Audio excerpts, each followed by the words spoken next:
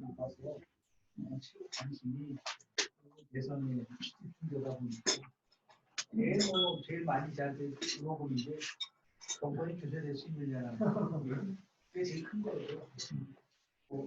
정말 대통령이 할 수 있을 거냐라는 두 가지의 지각을 하고 있는데 누가 대통령이 될 거냐는 거, 정권이 교체될 거냐가 같이 맞물려 들어가거든요.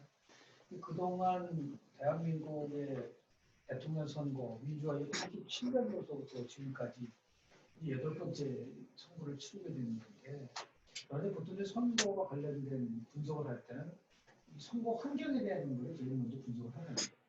환경이 어떻게 지금 전개되고 있느냐. 이번 환경은 참 이상하고 불안한 선거라고 저는 결론을 내렸습니다. 통상적으로 한 4개월 정도 남고 유력한 대권 후보자라고 하면 그 후보에 대한 호감도가 굉장히 높게 나옵니다. 그런데 이번에는 왜 유력 대권 후보 모두 다 비호감도가 높아요. 이례적입니다. 아마 그게 아마 여러 가지 고발 사주 의혹, 대장동 투표 의혹, 서로 그 가족 간에 있어서의 이런 여러 가지 그 말도 안 되는 걸 공격을 하다 보니까 이제 그런 거가 나오는데. 그리고 2017년도 12년도 5월 달에 문재인 후보가 그 당시에 안철수 후보랑 지지율에서는 비슷했는데요. 호감도는 훨씬 높게 나왔었어요. 2017년도에 자유한국당 홍준표가 워낙 낮았고 지금 높게 나가고 두 번째 좀 특이한 것 같은 경우는 지금 아무도 얘기를 안 하고 있지만 미리 말씀드리지만 이번에는 이재명 대 윤석열 싸움이 아니라 심상정 대 안철수 싸움이 될 수도 있다. 왜냐면 이 두 사람은 거의 비슷해요. 35% 정도에서 전혀 못 올라가죠. 다만 이번에 컨벤션 효과가 있었느냐 없었느냐. 컨벤션 효과가 윤석열 후보한테는 굉장히 강하게 나타났다는 게 지금 여론조사에서는 나타났습니다. 그러니까 두 가지가 의미가 있는데요. 윤석열 후보가 이번에 당선되고 나서 지금 한 6-7군데에서 조사 결과가 나왔는데 가장 큰 특징은 일부 여론조사에서 4자 대결 두고 이상을 할 때 처음으로 윤석열 후보가 40%대를 넘는 조사 결과가 나옵니다. 지금 한 번도 없었어요. 어떤 후보도 40% 넘은 적이 없거든요. 그래서 보면 예를 들어서 KSY 같은 경우는 윤석열 후보랑 이재명이랑 11%포인트 차이가 났고, 그리고 연예공간 유수는 무려 46.2%로 나오거든요. 윤석열 후보가. 이런 것들이 과거 다른 또 하나 중요한 특징은 뭐냐면 LS 조사하고 전화면접 조사가 항상 다르게 나타났어요. 조사에서는 LS는 보수 성향인 사람들한테 좀 유리하고 전화면접은 쉽게 표현해서 여당 후보한테 이재명한테 유리하게 나왔는데 그 통설이 이번에 다 깨졌어요. 그러니까 전화면접 조사에서 있던 KBS 한국 리서치라든지 SBS 네트 리서치라든지 또는 이제 한국경제하고 입소스 이 모두 다 전화면접 조사임에도 불구하고 이재명 후보보다는 윤석열 후보가 굉장히 높게 나오는 게 특징이라고 볼 수가 있고요. 네 번째 특징은 홍준표가 안 되면서 20, 30대가 완전히 했던 노시가 이루어진 건 아니냐라는 우려감이 있는데 조사 결과에서는 전혀 나타나지 않아요. 그러니까 오히려 되고 나서 선출되고 나서 20, 30대에서의 지지율이 굉장히 높게 나타나고 있습니다. 네, 이게 굉장히 지금까지 나타나는 현상이에요. 그러니까 그래서 그렇게 우려하는 만큼 탔던 것이 오니까 20, 30대가 다 이재명이 찍겠다 그렇게 얘기를 하고 있지만 현재까지는 물론 나중에 어떻게 일어나는지는 모르겠어요. 2030이 변화되더라도 이재명한테 가는 게 아니고 결국 심상정이나 안철수 김동연 쪽으로 갈 가능성이 좀 있는데 여하튼 지금까지 소파는 여하튼 윤석열 컨벤션 효과가 나타나고 있다는 것이 이제 실질적으로 보이고 있는 하나의 특징이라고 저는 보고요. 그래서 이게 왜 그랬나 봤더니 결국 경선 승복과 그리고 민의시위에 대한 관심이 그때로 나온 현상이라고 저는 봐요. 그러면서 홍준표 후보가 얘기했었던 말은 맞아요. 본인이 끌어올린 거잖아요. 근데 여하튼간에 당신이 민심이 이겨서 이번에 여러 후보가 된 건 처음이에요. 그러니까 2007년도에 당시에 박근혜 후보가 당선을 이겼었어요. 근데 후보가 이제 워낙 여론조사에서 많이 나오는 바람에 이제 겨우 6.1% 고이탈이 이겼거든요. 그런데 지금 보면은 약 한 6.4%니까 8만 5천 표를 더 많이 받은 거거든요. 근데 이거를 조직 선거 때문에 졌다고 사람들이 많이 평가를 하는데 70% 정도의 현직 의원하고 당협위원장이 다 윤석열 후보 쪽에 가 있었단 말이에요. 그러니까 이 사람들을 이제 동원하기 때문에 가능했다고 저는 그렇게 보지 않아요. 오히려 이 당원들이 왜 홍준표에게 큰 차이가 났냐면 2018년도 지방선거 참패에 대한 레트로스펙티브 보팅을 했다고 봐요. 근데 그때는 어마어마하게 졌거든요. 그러니까 지방자치단체장, 과역단체장에서 2곳밖에 못 이겼고 6곳을 이겼고 그 기초단체장은 64곳을 이겼어요. 그리고 광역의원 선거에서 279석을 이겼다. 그러니까 이 사람들이 이제 6월달에 선거 치러야 되는데 내년 그 악몽이 있는 거예요. 그러니까 이 사람 입장에서 봤을 때는 새로운 사람으로 우리가 뭐 일본 방식으로 길이 깎여가지고 가는 게 자기한테 유리하다고 생각한 거죠. 이게 뭐 조직 동원했다고 그런 의미에서 봤을 때 이제 그걸 뭐 엇보죠. 자유한국당의 홍준표 후보로서는 뭐 정말 11% 정도 여론조사 이겼다는 건 굉장히 많이 이깁니다. 실제로 보면 그런 의미에서 봤을 때도 이제 깨끗이 승복을 했고 그래서 이러한 컨벤션 효과가 나고 있는 게 아닌가라는 생각을 좀 하게 되고요. 여하튼 다양스러운 거는 요걸 어느 정도 이제 끌고 갈 것이냐라는 건데 저는 두 가지 이유 때문에 그게 가능하다고 보는데요. 첫째는 이거 상대적인 겁니다. 지금 이재명 후보는 어떤 걸 얘기를 해도 먹히지 않아요. 그러니까 지금 보세요. 딱 되자마자 음식점 총량제 얘기됐다가 여러 번 부동산 무슨 뭐 감독원을 만들려고 했다가 대단지 매 나와도 사람들이 전혀 관심이 안 가요. 대장동 때문에 그래요. 그러니까 이거 대장동 문제에서 이재명이가 못 벗어나요. 그래서 오늘 특검 얘기를 하잖아요. 조건부 특검이라고 얘기를 했지만 네, 특검을 강국에서 얘기했어요. 근데 그걸 조건부로 얘기를 한 거죠. 만약에 뭐뭐 한다 안 되는 하는 왜냐면 이제 2년 이상은 왜냐면 우리 여론조사 60% 법칙이라는 게 있는데 60% 이상 넘어가고 그게 대세예요. 지금도 특검 70% 해야 된다.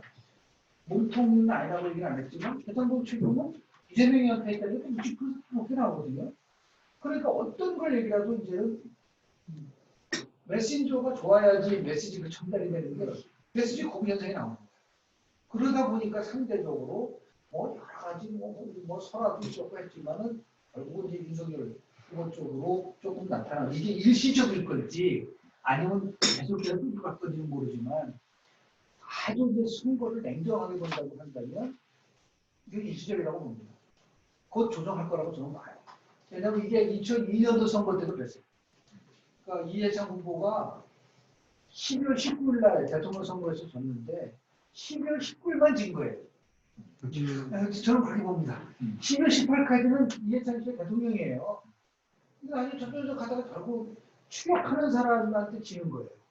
선거라는 게 2017년처럼 물론 이제 꾸준하게 노무현 문재인이가 1위 하고 2, 3위가 바뀐 그거 있는 선거는 거의 없는데 그래서 지금은 정말 이제 크리티컬 타임인데 앞으로 이제 뭐 선대 구성 포함해서 등등등등 여러 가지 얘기가 나올 수가 있지 않겠는가 그런 의미에서 봤을 때 이번에는 기호감도가 높고 도덕성에 대한 얘기도 많이 나오고 그리고 사법 리스크가 여전히 남아있고 그랬기 때문에 지금 현재 추세가 그대로 유지될 수 있을 것이다라고 하기에 조금 섣부른 것이 아닌가라는 생각을 좀 하게 됩니다.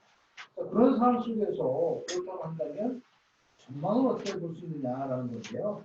첫 번째는 보통 우리가 전망을 할 때 가장 많이 우리가 하는 것 중에 하나가 보면은 정권 교체하고 정권 재창출하고가 촉발하는 요인이 있고 위험 요인이 있어요.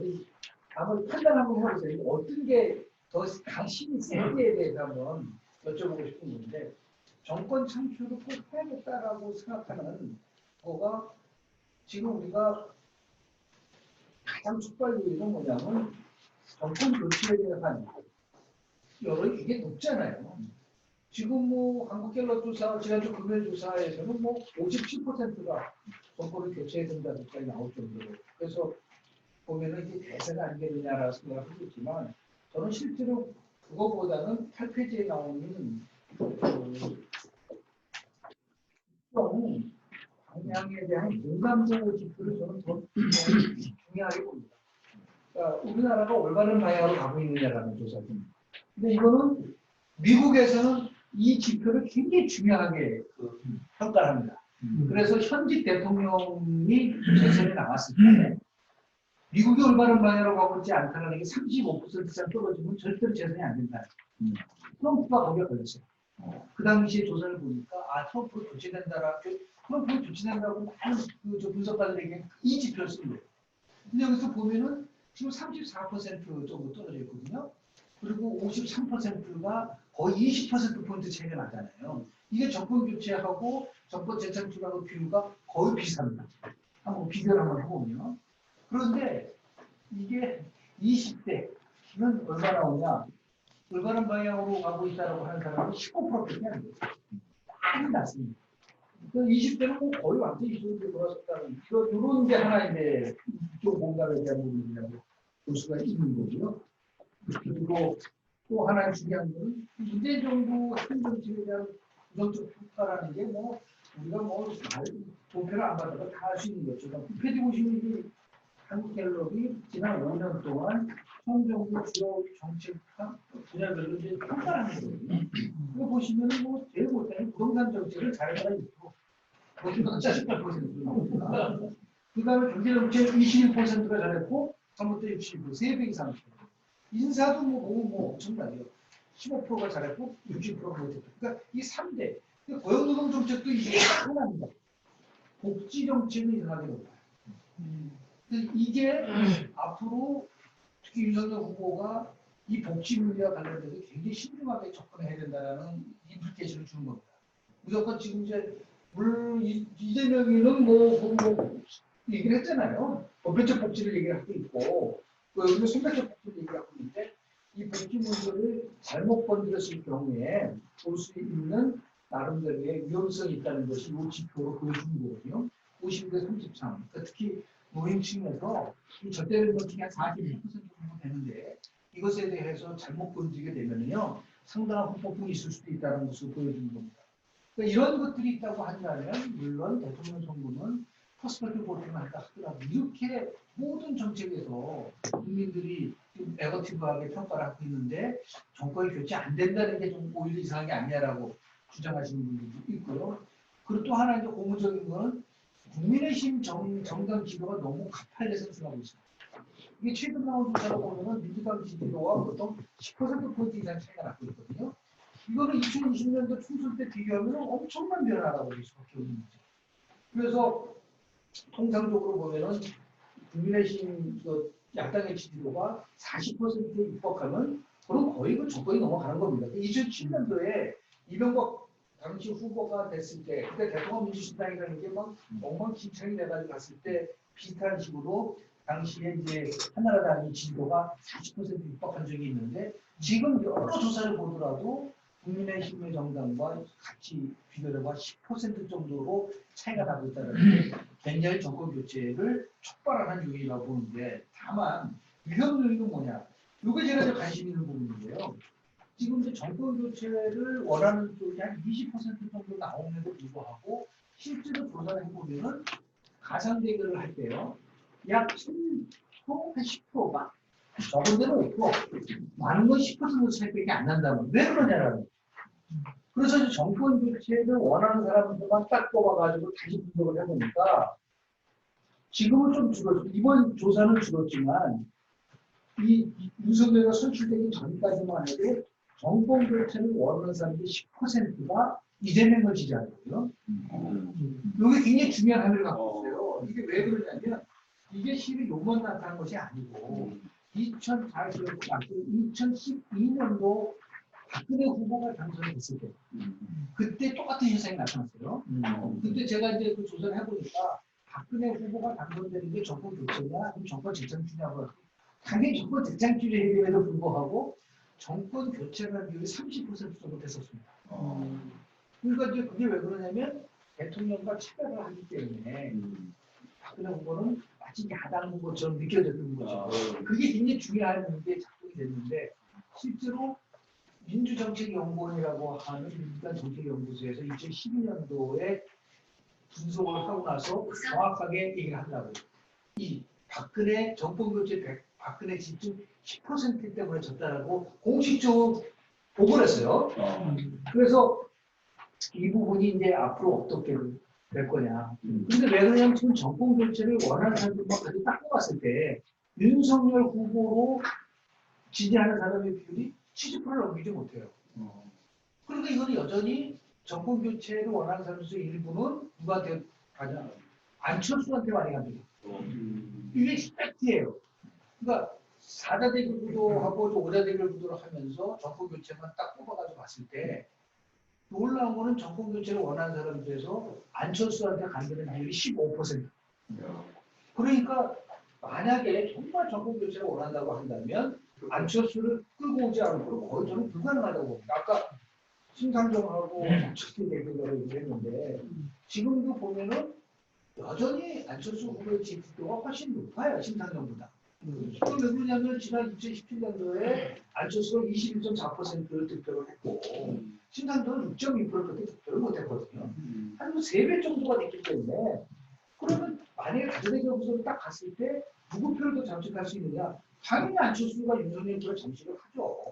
심상정 의원이 가질 수 있는 표는 116% 정도밖에 안 되는데 그게 10%까지 더 갈 수 있다. 그런데 그렇게 정권 교체를 요구하는 측에서 나온 걸 보면은 그 가설이 진짜 않다. 이게 지금 그래서 후보 단일화 리스크라는 게 뭐냐면 이게 지금 큰 이제 딜레마가 곧 나오는데요. 제가 이제 개인적으로 만나보고 하고 김종인 비대위원장은 딱 두 가지예요. 정권을 안 준다면 안 된다. 그거예요. 정권을 가진다는 건 뭐냐면 기존에 있는 걸 다 바꾸겠다는 얘기인데 그게 결코 쉽지 않죠. 두 번째는 뭐냐면 이게 이제 굉장히 우려스러운 건데 다자대결 구도에서 이긴다.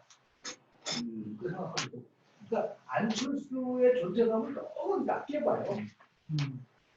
그래서 지금 봐라 이러고 지금 다자대결 구도 나와도 이기지 않느냐 이렇게 나오는데 보면 거의 조금씩은 또 그랬잖아요.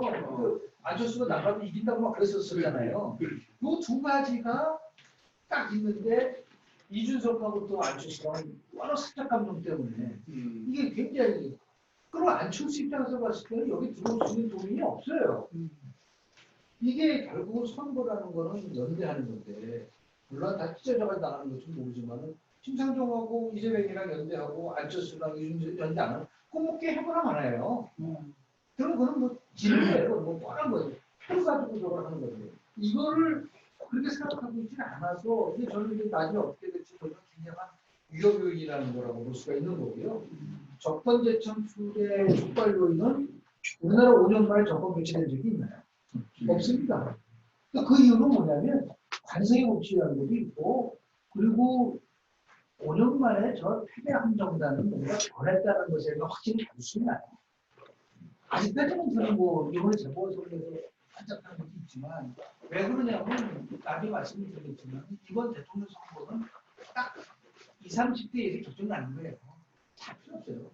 왜냐하면 그동안은 2016년도 시작해도 2017년, 2018년, 2020년 4번 선거에서 민주당이 이겼지 않습니까? 그 이유는 딱 하나예요.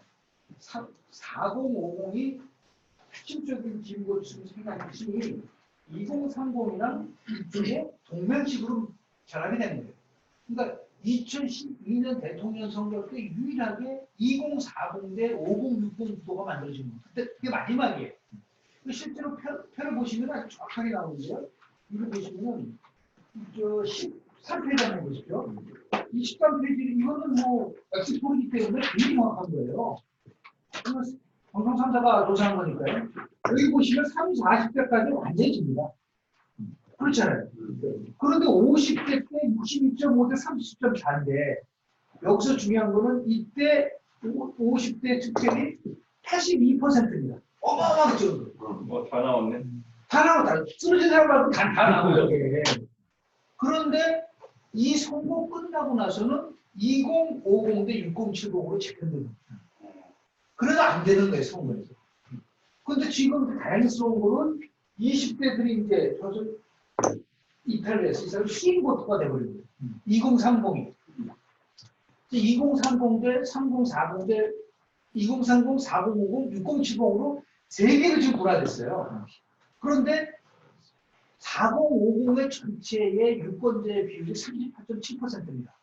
전체 유권자 중에서 6070은 27.4%밖에 안 돼요. 근데 투표율이 있기 때문에 이쪽에서 그렇게 차이는 안 나지만 2030이 전체 차지하는 유권자의 비율이 34%입니다. 20대 이하가 18.6%예요. 그런데 다양수원고는 20대가 지금 특히 이대남을 중심으로 해서 이 정보를 많이 지지하고 있다고 하지만 이 사람들은 여전히 엄청난 스윙 보터들이에요. 그리고 부동층의 규모가 굉장히 커요. 그래서 이러한 요소들이 어떻게 작동될 거냐 우리가 봤을 때 확진하기 어렵다. 또 하나 이제 좀 이제 걱정스러운 거는 물론 어쩔 수 없지만 각종 여론조사에서 후보별로 능력별 조사를 보면 항상 2위가 이재명으로 나와요. 이재명 나와요. 그래서 누가 경제를 잘 살릴 수가 있는 이재명.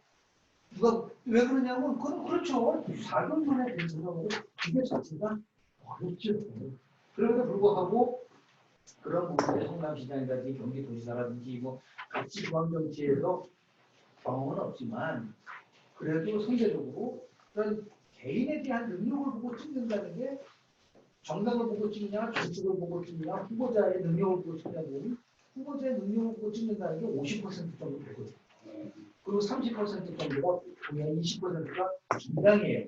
이게 이제 아주 굉장히 정형화된 패턴이거든요.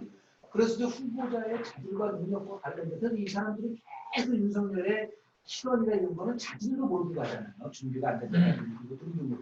이것이 이제 굉장히 나름대로 모임을 잠긴다고 있지 않을까라는 생각을 좀 하게 되는 것이 이쪽에서는 정권교체에 대한 재창출에 대한 촉발 요인인데 이쪽 위험 요인이 있어요. 가장 큰 위험 요인은 지금 트리플 다운으로 있거든요. 떨어지고 민주당이 떨어지고 이재명이 좀 떨어지는데 가장 큰 그 핵심은 이재명의 대장동 특혜 의혹이 단지 부패와 관련된 것 때문에 문제가 아니라 대장동 특혜 의혹 때문에 이재명의 가장 상징적인 이미지가 다 끝내버립니다. 그러니까 세 가지가 핵심이었거든요. 이재명 같은 게 그냥 일 잘하는 것 같아. 추진력이 있는 것 같아. 그동안 이재명에 대해 평가하고 있었어요. 근데 이번에 보니까 일을 잘하는 게 아니라 아주 나쁘게 한 거잖아요. 교활하게 한 거잖아요. 그런 부분. 두 번째, 이 사람은 서민이고 시민편 같아. 근데 시민에다 엄청나게 피해를 준 거잖아요. 4,400억 원에 원주민들한테 피해를 주는 부분도 있고. 그리고 자기가 무슨 뭐 부패 카르텔을 없앤다 그러는데 자기가 부패 카르텔을 만들어 놓고 무슨 부패 카르텔. 오히려 적폐의 대상이 되지 않느냐라고 하는 요 세 가지가 딱 훼손되다 보니까 지금은 이재명이 늪에서 못 벗어나고 있는 거예요. 그 틈을 지금 이제 윤석열 후보가 치고 가기 때문에 어느 정도는 이 격차를 벌어지고 있는데 그래서 결국 어떤 형태든 간에 특검을 받을 수밖에 없는 구조로 간다. 근데 다만 BBK 때는 2017년도 그때는 2007년도에는 BBK 특검을 언제 받았냐면 수용한 거는 대통령 선거 3일 전에 수용했어요. 그리고 심리는 그냥 끝나고 했다고요, 특검을. 끝나고 나중에 최종 결과는 대통령 취임 4일 전에 위험위로 특별해 준 거거든요. 근데 지금은 벌써 이게 너무 많이 남았기 때문에 과연 특검은 대통령 선거 끝나고 할 수 있을까? 라고 할 정도로. 그래서 이게 이제 그 특검 얘기가 자꾸만 그 얘기 끝내잖아요. 그래서 윤석열 후보는 동시 특검하자고 얘기하는데도 안 받아주고 하고 있는데 이게 그래서 결국은 최종적으로 대통령이 대장동 특혜의 최대 수혜자를 저는 문재인이라고 본 거예요. 오히려 윤석열도 아무도 아니다. 왜냐 완전히 이제 장악한 거예요. 목을 딱 잡은 거예요. 죽일 수도 있고 살릴 수도 있고. 그런데 이재명의 가장 치명적인 약점은 뭐냐면 차별을 하지 못하게 되는 거예요. 차별을 하는 순간 그래 한번 해봐봐. 이렇게 되는 바람에 그게 제일 아마 국민들은 근데 여권 후보들은 아까 2007년도도 2010년도도 잠깐만 대통령과 좀 뭔가 차이가 있는 그래도 새로운 대통령이 되는 것이지 뭐 똑같은 문재인 정부 2기가 된다고 하면 바꿀 이유가 뭐가 있느냐라는 부분들이 나오잖아요. 이제 그런 것들이 이제 각각 어떻게 서로 상승작용을 통해서 어떤 것이 유리하게 작동될 것이냐라는 것들이 굉장히 또 흥미로운 건데 또 하나 제일 걱정스러운 거는 뭐냐면 그렇다고 해서 저는 지금도 정권 교체가 쉽지 않다고 봅니다. 이유는 두 가지인데요. 하나 뭐냐면 대한민국의 현재 집권 세력은 수단과 방법을 가리지 않습니다. 어마어마한 안전 카드를 가질 수 있다고 저는 봐요. 북한도 사용할 수도 있고, 미사일 두 방 때리고, 예를 들어서 안보 위협을 갈 수도 있는 것도 있고, 그리고 할 수 있는 모든 걸, 안 되면 정말 윤석열 후보에 대해서 뭘 할지 어떻게 알아요? 그것도 있을 수도 있고. 그래서 2002년도를 복기를 해보면은 그렇게 막강했었던 이해창 후보가 5년 만에 정권을 교체하려고 했는데도 못한 이유가 그래서 결국은 안 되면 이쪽은 심상정의를 어떻든 간에 내각의 반주가 아니더라도 다 끌어들일 가능성도 있는 거고 그래서 지금은 여러 지표상으로 보면 조금 정권 교체 쪽으로 기우는 듯 하지만 다시 복원될 거라고 저는 봅니다. 연말까지는 밀리다가 다시 뭔가 이제 그러면 지금 이제 문재인 대통령 입장에서 할 때는 고민이 있겠죠. 이게 정말 도저히 가능성이 없다라고 하면은 무슨 방법을 취할 수 있겠냐는 거죠. 정치라는 거는 교체는 안 돼요. 그냥 얘가 버티면 안 되니까. 사퇴라는 거는 뭐냐면은 이것도 마찬가지죠. 구속된다? 옥중당당하면 되잖아. 지금 입장에서 봤을 때. 그러면은 결국은 제3 후보를 내보내서 거기서 후보 단일화를 해가지고 거꾸로 치는 방법이 있지 않느냐. 그중 하나가 저는 유시민이라고 봅니다. 저는 김부겸은 아니라고 봐요. 유시민 정도는 아주 친문의 핵심적인 거기 때문에 이렇게 지금 유시민한테 지금 안 한다고 하지만 더 이상은 우리가 이렇게 끌려갈 수는 없지 않느냐라고 했을 때 그 카드가 남아있다. 그게 저는 이제 반전 카드라고 보거든요. 그럼 독집할 수 있잖아요. 그리고 심사정까지 끌어들이고 그랬을 때는 저는 평평하게 갈 수밖에 없지 않겠는가 라는 생각이 좀 들어서 여하튼 지금은 조금 앞선 부분도 있지만 또 왜 그러냐면 이게 10페이지를 보시면요. 이게 맞는 것 같아요. 현재 그 대선 후보 진도 강도 분석을 해보면 전부 다 바꿀 수 있다는 게 30% 이상 다 나와요. 지금 현재 지지하는 후보에 대해서. 그런데 윤석열 지지층에서도 조금 더 강도가 좀 있어요. 더 강합니다. 그러니까 이재명 지지층하고 윤석열 지지층을 비교해보면 계속 지지하겠다는 강도에서 윤석열 지지층이 많거든요. 그런데 지금 보세요. 18세하고 29세라는 젊은 세대들은 64.0%, 66.8%. 그 10명 중 6명이 지금으로 바꾼다는 거예요. 그런 상황 속에서 무슨 일이 일어날지 전혀 예측하기도 어렵고요. 이 중도 보면은 지금 43.2%, 40.2%가 바꿀 수 있다라고 해서 평균보다 훨씬 높습니다.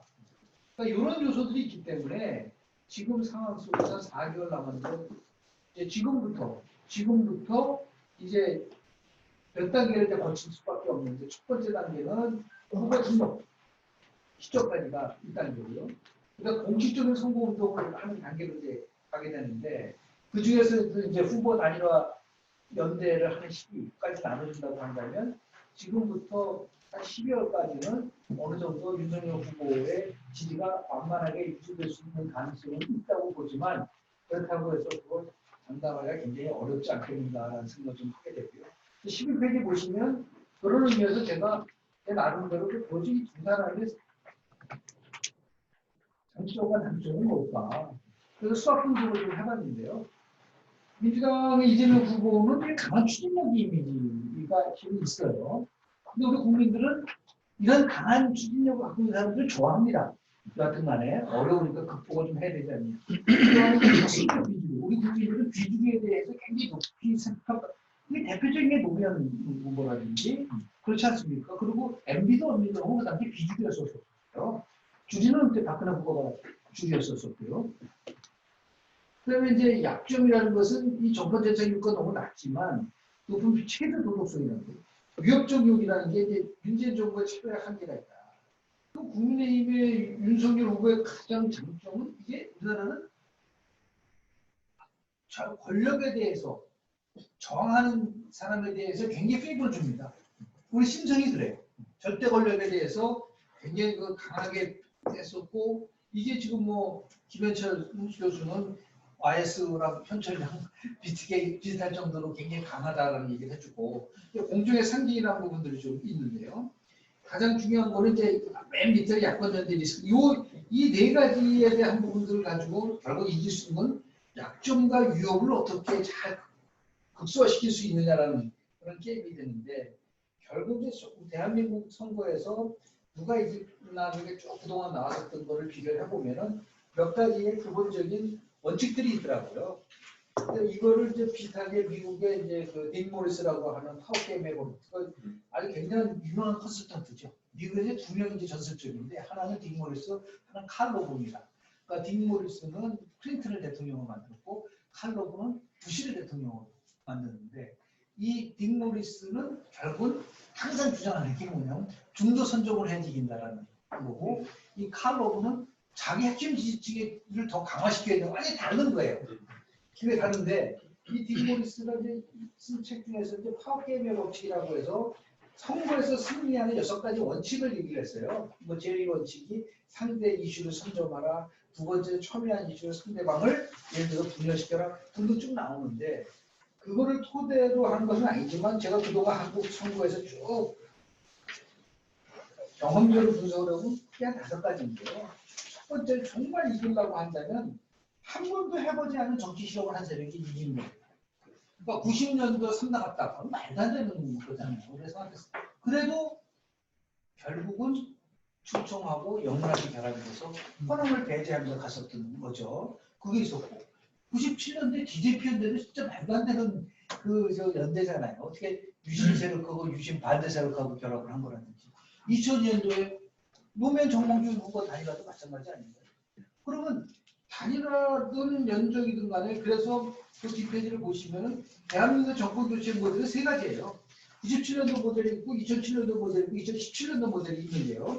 2007년도 모델은 뭐 경선이 본선이었기 때문에 뭐 이거는 굉장히 쉬운 게임이었어요. 올해 31만 표차에 이겼는데 결국 97년도 모델 이 UDJ 플랜이라고 하는 걸 가지고서 연정을 했는데 결국은 지금도 마찬가지라는 거죠. 이렇게 팽팽하지 않고 기울어서 생각하지 않고 막판 가면은 연대를 해야 되는데 한 번도 해보지 않은 정치 실험을 한번 해보라는 거예요. 저는 그게 심상정하고 다 끌어들이잖아요. 지금 한 번 해본 적이 없어요. 보수, 중도, 진보 이 3개가 포함해서 연정을 하자는 겁니다. 왜 그게 필요하냐면 지금 상태에서 만약에 윤석열 후보가 정권을 잡고 나서 국정운영 못합니다. 180석을 갖고 있는 야당을 전체할 수 있나요? 국무총리 임명 못해요. 더 나가서 장관 임명 못합니다. 예산 통과 안 돼요. 그러면 이거를 풀어나갈 수 있게끔 하는 정치적으로 어떻게 마련할 수 있냐? 자기가 이제 다른 속을 다 묶을 수밖에 없지 않느냐. 당연히 심상정치에서 들어오려고 하겠습니까? 안 들어오지만 이거를 들어올 수 있게 하는 것이 정치적이고 심상정한테 노동부 장관 그리고 환경부 장관, 복지부 장관 주고 안철수 같은 경우에 이것 때문에 사단이 날 가능성이 굉장히 높은데 안철수는 제가 볼 때는 총리 안 주면 안 들어옵니다. 근데 총리를 또 김종인 위원장이 하고 싶어 하거든. 본인이 내가 다 해서 다 하고 싶고 그 나이 하고 싶어요? 제일 적임이라고 생각하죠. 자기가 윤석열 대통령 되고 나서 저 국회를 어떻게 제가 민주당을 너무 잘한다는 거잖아요. 그 안에서 또 자기 또 세력이 있고 하니까 이건 나쁠 게 없다. 그리고 2024년도 개원하면 되잖아요. 그 내각 개원 또 할 수 있고. 아니 뭐 정치적인 뭘 못해요. 이 정도는 돼야지 뭐. 그래서 이제 아마 이 딜레마를 윤석열 후보가 과연 어떻게 풀 거냐가 저는 최대가 중요하다고 봅니다. 네? 분명한 거는 안철수를 못 잡고 4자 대결 구도로 가면 저는 이길 수 없다고 저는 봅니다. 4대 2대 4로 재편되거든요. 선거 때가 되면 그건 영락 없어요. 그런데 40% 진보고 20% 중도 40% 이제 보수가 되는데 이 20%를 움직이니까 제가 이번 대통령 선거에서 참 이상한 선거라는 게 뭐냐면 5%밖에 안 되면 제3지대 후보의 파괴력이 가장 강력한 선거다. 라고 제가 하는 이유가 그런 이유인 거예요. 조금만 보세요. 좀 지나면 이제 제3지대 후보에 대한 지지가 저를 조금 완만하게 상승할 거라고 봅니다. 그래서 두 후보가 약간 저거니까 공방만 있고 싸움만 있고 저거 하니까 그런 면에서 있고 두 번째는 이게 이제 딕 모리스가 실은 이제 포함해서 미국의 굉장히 유명한 선거 컨설턴트를 실은 2012년도에 극비대에 초대해가지고 실은 박근혜 그쪽에서 만났습니다.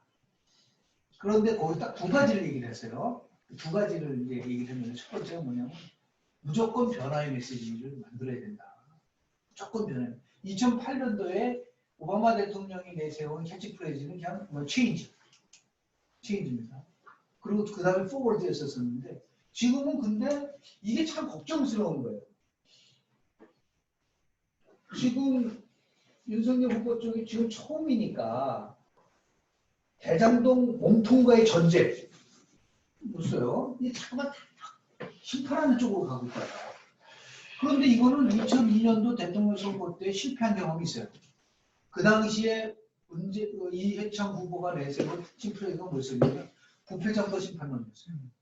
김대중 대통령의 아들 문제, 게이트 문제, 그래가지고 그랬을 때 노무현 후보가 변화와 계획이었습니다.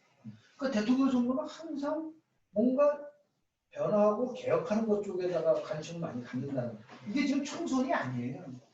그러니까 지금 단계에서는 이렇게 부패 얘기하지만 어느 순간 이걸 빨리 미래 선거로 바꿔야 된다는 거죠. 그렇지 않으면은 날마다 뭐 심판만 하고 부복만 하고 무슨 나라가 되겠느냐라는 부분들. 근데 그 조금씩 지금 윤석열 이재명이는 바꾸려고 막 노력을 하는 거예요. 최근에 뭐 1대1 토론하자고 얘기를 하는데 뭐라고 표현을 쓰냐면 이 나라의 미래를 놓고 국민의 삶을 놓고 진지하게 논의하자. 라는 것들을 포함했어요.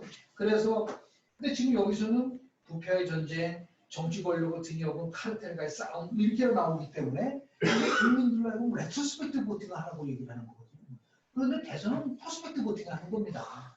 이걸 어떻게 새로운 이미지를 창조하고 변화 메시지를 내놓을지가 중 과제라고 보고요. 세 번째가 이제 상대방의 이슈를 선점하고 뭐 초격차 경쟁 정책과 비전을 제시해. 2012년도죠. 당시에 박근혜 후보고 사실 거짓말이잖아요. 무슨 경제민주화나 말도 안 되는 거를 가지고 얘기를 했었었는데 경제민주화가 뭔지 잘 대충 안 나왔죠. 그런데도 뭔가 이게 뭐 저쪽에서 갖고 있는 진보의 가치를 또 맞춤형 복지 그거 다 진보의 가치거든요. 그게 이제 2000년도에 부시 대통령이 엘고랑 붙었을 때 그때 내셨던 것도 비슷해요. 거기도 교육 문제는 진보의 가치였었는데 교육 바우처 시스템을 도입하겠다. 내가 가난하지만 좋은 대학 가고 싶으면 국가가 지원해주는 그 교육 바우처 시스템이거든요. 사립을 간다는 거는 그거는 그 당시에 그래서 막 비판을 많이 받았었어요. 보수 측에서도. 그런데도 불구하고 그게 어느 정도 이 아주 굉장히 강한 보수 이미지를 갖고 있는 부시의 이미지를 좀 바꾸는데 상당한 노력을 했다는 평가들이 많거든요. 그러니까 이재명 후보의 기본 시리즈에 대한 부분들에 대해서 사람들이 굉장히 일단은 관심이 있는데 우리가 지금 골프 치면은 기본 핸디씩 주잖아요. 핸디 다 주잖아요.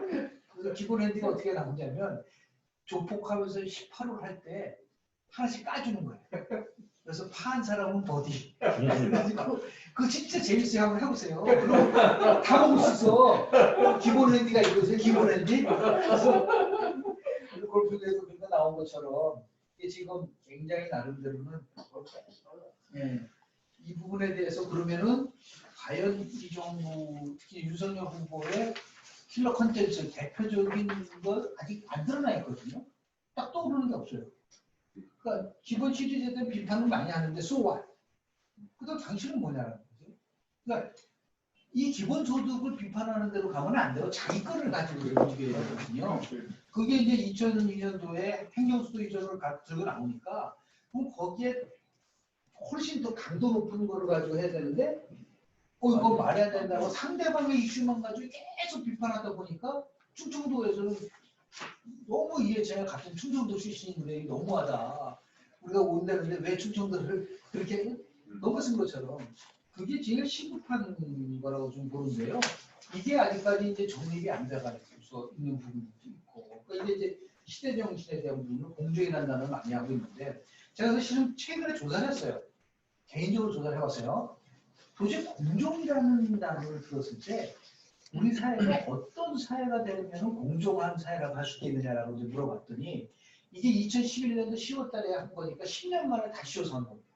근데 그때는 공정한 법 집행, 공정한 기회, 공정한 경쟁, 공정한 과정, 공정한 분배 근데 이걸 쭉 가지고 봤을 때 공정한 법 집행과 공정한 기회가 공정한 경쟁이 비슷하게 나왔어요. 그런데 이번에 조사를 해보니까 공정한 법 집행이라는 게 굉장히 늦게 나와요. 그러니까 이거는 어떻게 보면 이제 그 너무 이제 조국 사태라든지 이번에 뭐 대장동 특혜 의혹이라든지 얘 내로남불을 보면서 이건 진짜 말이 안 된다고 생각을 하는 부분들이 있어서 그런지 모르죠. 이건 이제 윤석열 후보한테는 좀 바람이 크고 결국은 젊은 사람들은 공정한 기회예요. 그러니까 뭐 20, 30대한테 초년 보조 그건 아무런 의미 없어요. 이 자기들한테 기회를 달라는 거거든요. 이런 부분 속에서 어떻게 이거를 담는 나름대로의 정말 국민들의 관심을 가질 수 있는 부분들을 가지고 있나라고 보는데 이제 오늘 나온 핵심은 이런 겁니다. 2030이 누구를 선택하느냐에 따라서 이제 결심이 쓸 수밖에 없는데 그래서 실제로 보면은 많은 사람들이 현재 20대 남자들은 현 국민의힘을 굉장히 지지하기 때문에 고무적이냐 것이 아니냐라고 보는데 조금 달라요. 20대, 30대를 다시 세분해 보면은 30대 여성은 훨씬 더 국민의힘 반대입니다. 30대 여성은. 그래서 20대 남자는 국민의힘이지만 30대 여자는 훨씬 더 이쪽으로 가까워요. 그게 왜 그러냐면 이제 여전히 현 정부에 대한 정책이 페미니즘 정책이라고 생각하고 있기 때문에 그런 거예요. 이게 지금 15페이지를 보시면요. 이게 중요한 한 말씀인데요. 여기 보면은 50대까지를 보면은 항상 여성의 투표율이 남성보다 높습니다. 이게 바뀐 거예요. 이건 중앙선거관리위원회에서 나온 거기 때문에 굉장히 정확한 거라고 볼 수가 있어요. 그 자기가 투표한 사람을 가지고 샘플링을 했기 때문에. 그런데 이 30대 후반의 여성을 한번 보십시오. 또 20대 후반의 여성을 보면 투표율이요 10.8%도 높습니다. 그러니까 모든 층에서 여성의 투표율이 남성보다 높아요. 이거를 절대로 간과해서는 안 된다. 자꾸만 20대 남자들만 강조를 하고 있는데 여기는 어차피 필수입니다. 줄 수밖에 없어요. 이탈이 안 돼요.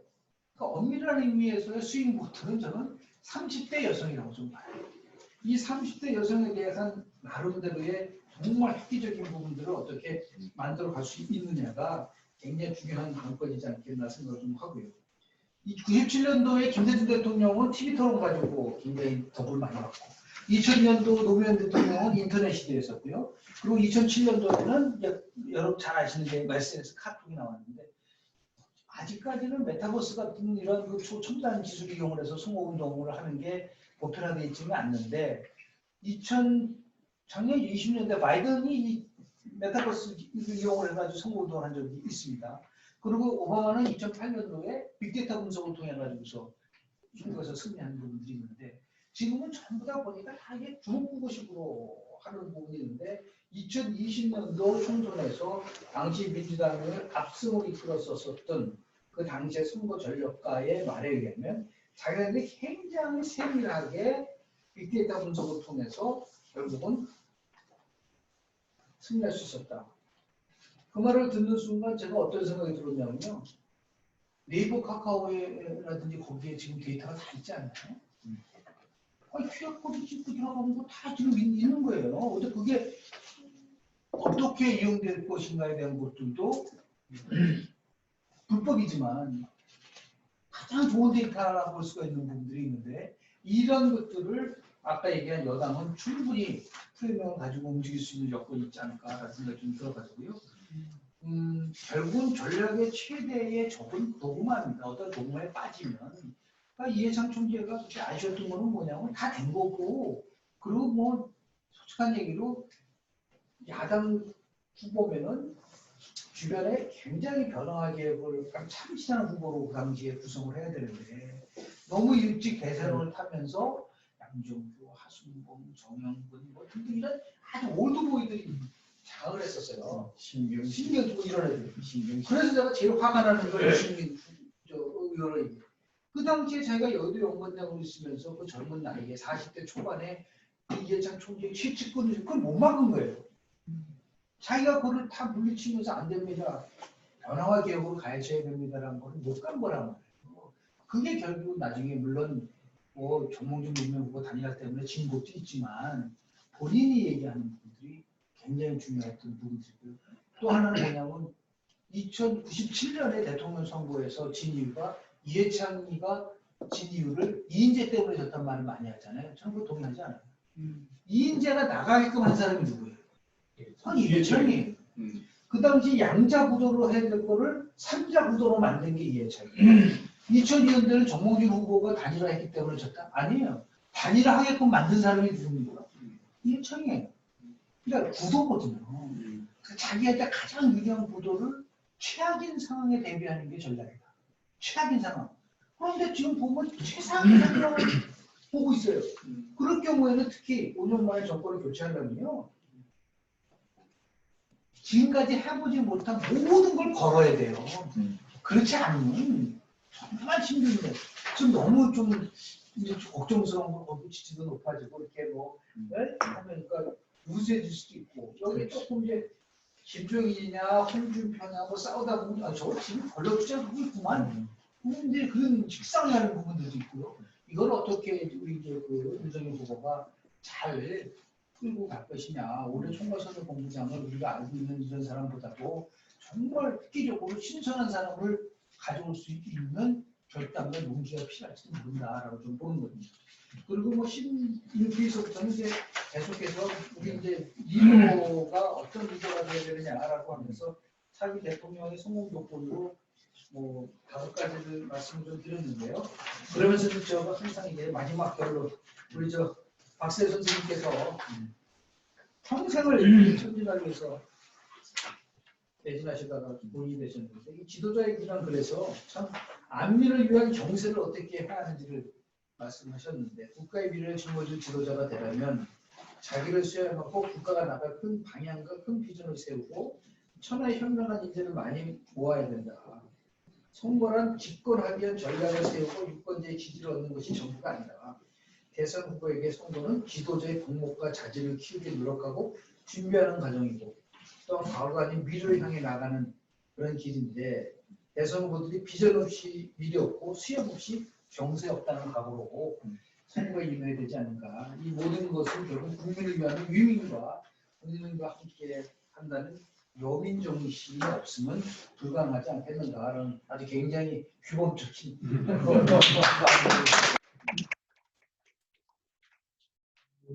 이제 진짜 그 우리 박세일 그래서 괜찮습니다. 참 너무너무 마음이 안 좋죠. 재미있게